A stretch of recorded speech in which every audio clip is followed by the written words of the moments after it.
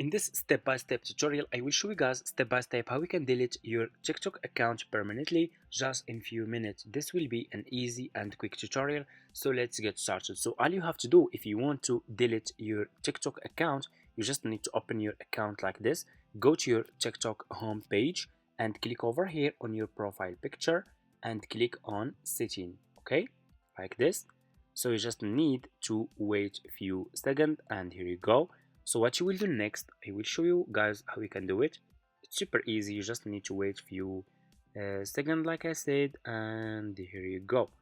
You should see over here your manage account. You have account control and you have delete account.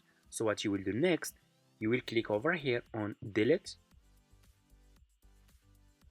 and what you will do next, I'm gonna show you guys step by step.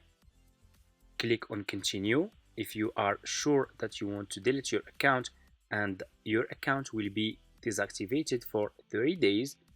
Then after 30 days your account will be deleted permanently, okay?